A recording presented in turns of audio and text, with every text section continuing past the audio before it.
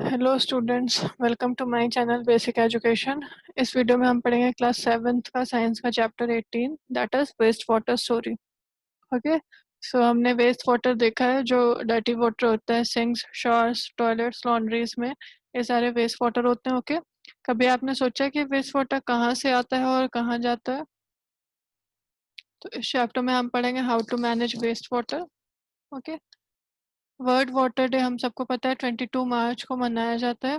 Okay, cleaning of water is a process in which removing pollutants from the water before entering water body, or it is reuse।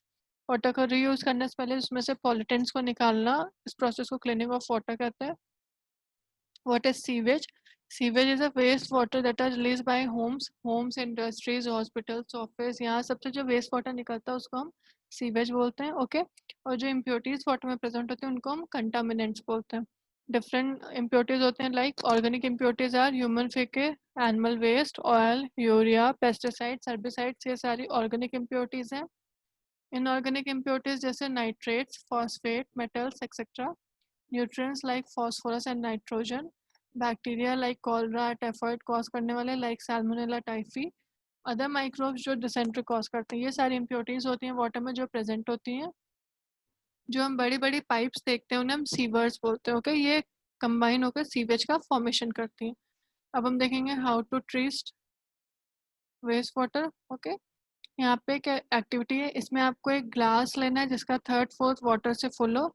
उसमें कुछ dirty organic matter, कुछ orange peels, कुछ ink, ये सब आपको mix करना है। उसके बाद ग्लास को कवर करके जार को हम अच्छे से शेक करेंगे। ओके, शेक करने के बाद उस सैंपल को हम एक टेस्ट ट्यूब में डालेंगे। उसको हम लेबल करेंगे बिफोर ट्रीटमेंट सैंपल 1।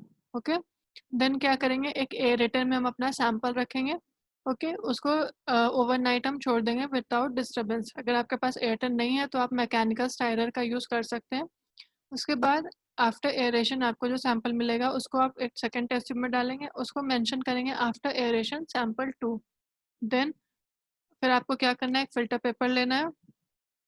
उसको फनल पे आप फ़िल्टर पेपर कोन के शेप में रखेंगे। उसके ऊपर कुछ सैंड या ग्रेवल की लेयर आप फॉर्म करेंगे। फिर आपके पास जो सैंपल था उसको आप उस फ़िल्टर पेपर से पास कराएंगे। पास कराने के बाद जो आपको सैंपल मिलता है उस पर आप लिखेंगे फ़िल्टर्ड सैंपल 3। देन उसके बाद जो आपका सैंपल 3 है उसमें से कुछ लेके आपको फोर्थ टेस्ट ट्यूब में डालना है। उसमें सम अमाउंट ऑफ क्लोरीन आप ऐड करेंगे और उसमें आप लिखेंगे अगेन क्लोरीनेटेड सैंपल 4। यहाँ पे दिखाया गया है किस तरह से फनल का के ऊपर सैंड और ग्रेवल की लेयर है जिससे वाटर पास कराया जा रहा है। नेक्स्ट, अब आपको ये एक्सपेरिमेंट करने के बाद आपको क्या क्या नोटिस करना है। क्या आफ्टर एयरेशन लिक्विड वाटर में कोई चेंज आया है उसके अपीयरेंस में? क्या उसके स्मेल में, ऑर्डर में कोई चेंज है?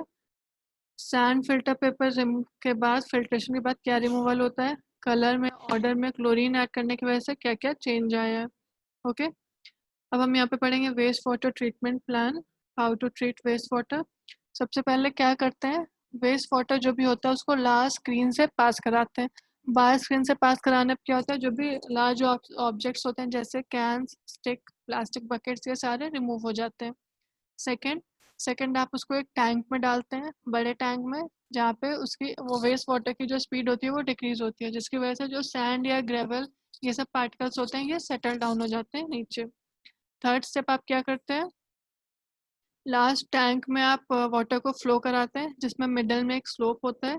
इसकी वजह से बॉटम में जो फिकल मैटर होता है वो सेटल डाउन हो जाता है, जिसको आप एक स्क्रैपर की हेल्प से रिमूव कर लेते हैं, जिसको हम स्लज बोलते हैं। ओके, नेक्स्ट, जो स्किमर पार्टिकल्स होते हैं लाइक फ्लोटेबल सॉलिड, ऑयल, ग्रीस, ये सब हट जाते हैं। उसके बाद हम उसको बोलते हैं क्लैरिफाइड वाटर। ओके, फिर हम क्या करेंगे, स्लज में जो एनारोबिक बैक्टीरिया होते हैं वो उसको डिकम्पोज कर देते हैं। ओके, फिर इसको हम यूज़ कर सकते हैं to generate electricity. Next process, fourth point, जो क्लैरिफाइड वाटर है अब हमारे पास उसमें हम एयरेशन करेंगे, एयर को पंप करेंगे जिसकी वजह से एरोबिक बैक्टीरिया ग्रो करते हैं। ये एरोबिक बैक्टीरिया क्या करते हैं, जो फूड वेस्ट, सोप, ये सारे प्रेजेंट होते हैं उनको क्लियर कर देते हैं। इस तरह से हमें प्योर वाटर मिल जाता है। Okay,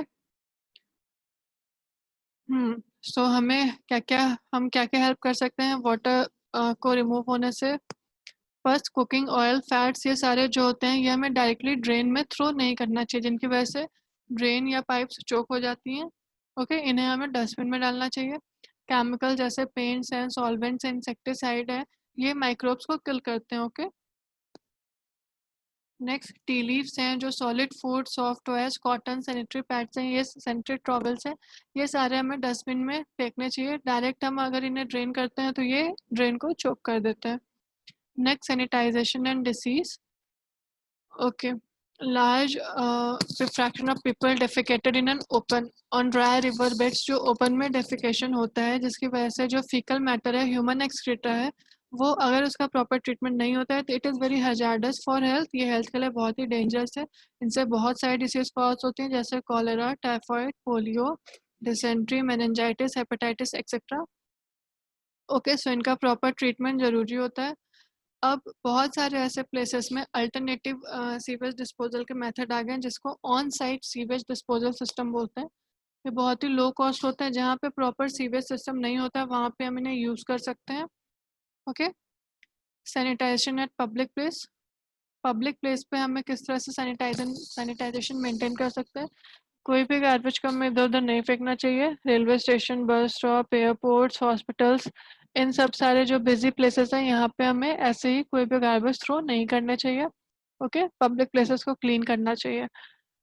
So Mahatma Gandhi said, lastly, no one need to wait for anyone else to adopt a humane and enlightened course of action. Okay, हमें ऐसा नहीं सोचना चाहिए कि हाँ हमें किसी की जरूरत है या वो ये काम करे तभी हम करें। हम खुद से भी सेफ्टी या सिक्योरिटी की रिस्पॉन्सिबिलिटी ले सकते हैं सराउंडिंग्स को क्लीन करने के लिए। तो होप आप सभी को चैप्टर समझ में आ गया होगा। Thank you students. Please like the video, share and subscribe the channel.